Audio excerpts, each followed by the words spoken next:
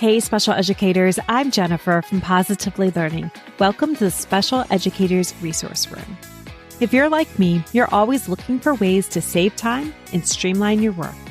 That's why this podcast was created, to give you the systems and solutions you need to get your time back.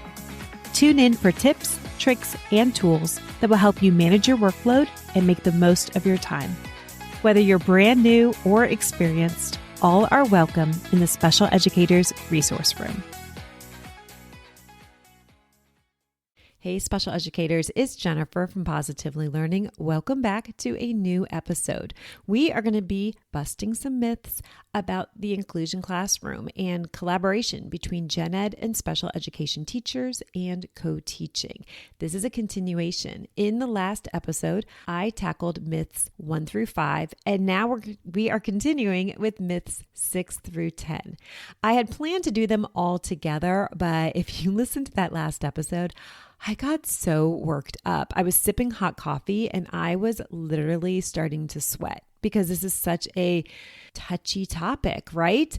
But now I'm back. I'm better. I have some ice water. I am ready to keep going. I highly recommend, though, you go back and check out the last episode.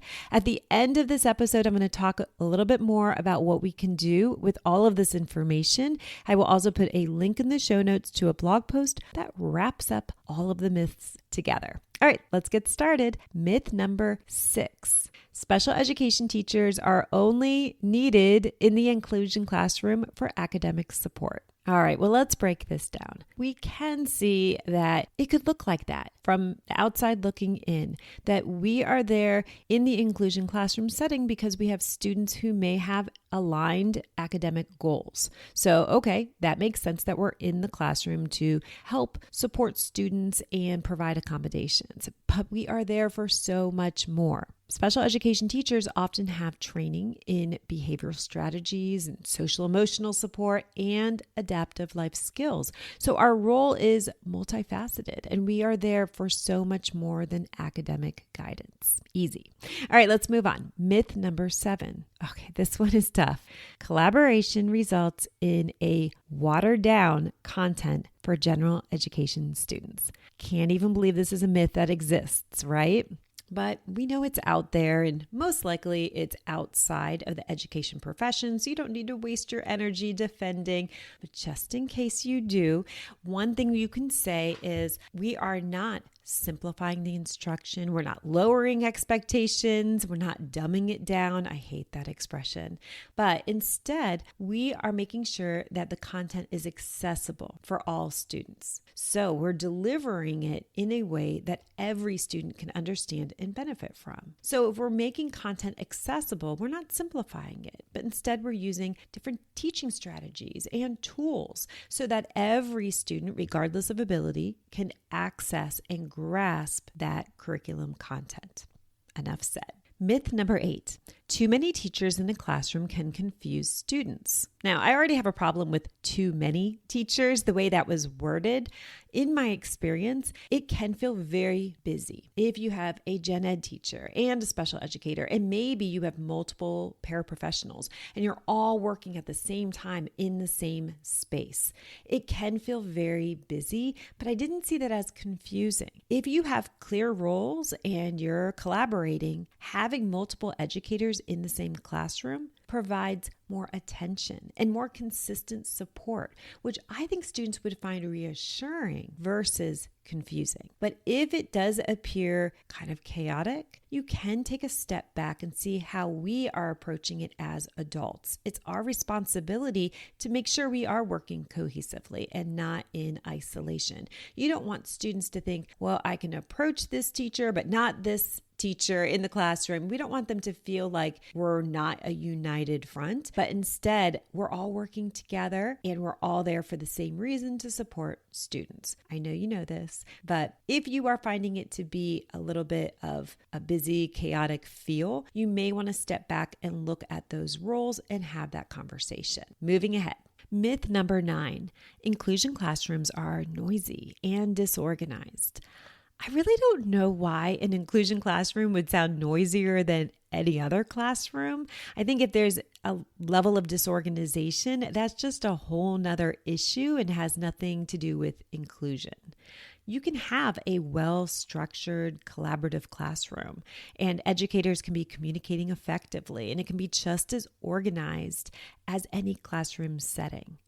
I personally love that little bit of noise, that buzz. I call it productive chatter. I find that if students are in active learning with each other, that's great. They're engaged, and you can still have clear routines and clear expectations, whether you're in an inclusion classroom setting or not. So definitely a myth that is something that is associated with being an inclusion classroom. Myth number 10, wrapping it up here. Inclusion is just a trend and it will phase out. Well, I really hope not.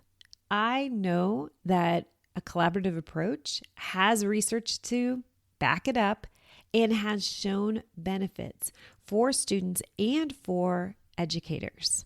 Is it trendy? Well, I guess so. We do hear the word inclusion and inclusive practices quite a bit. We know how education works. The pendulum swings back and forth. But I really hope that the elements of inclusion won't be phased out, and I don't expect that they will. I think we're going to continue to see more diversity in classrooms, and as we reflect and we evolve best practices, we're not going to see this as a trend, but instead implemented more and more, especially as we deepen our understanding. We have wrapped up 10 myths between this episode and the last. I highly recommend listening to them back to back. And I've put all 10 myths together into one blog post. I'll put the link in the show notes so you have it. As special educators, of course, we're always advocating for our students, but we may also find ourselves in positions to advocate for ourselves. And although I know with all of these myths and debunking these myths, this information was most likely not new to you, but hopefully it gave you some ideas if you do need to have those conversations to speak up for yourself. So here's my question for you. How can I make this information more accessible? We have it in a podcast to listen to and in a blog post, but would it be helpful to have this in a handout or maybe professional development slides? I have a co-teaching manual that has supportive information in it, but would it be helpful to also have these inclusion mythbusters available? Let me know. I'd be so happy to put that together for you. Thanks so much for listening, and I will catch you next time in the Special Educators Resource Room. Take care. Thanks so much for tuning in, and I'm dying to ask, what'd you think? Be sure to hit the follow or subscribe button so that you never miss an episode. You can find the show notes and links for everything mentioned in this episode at positivelylearningblog.com. See you next week for more special education solutions.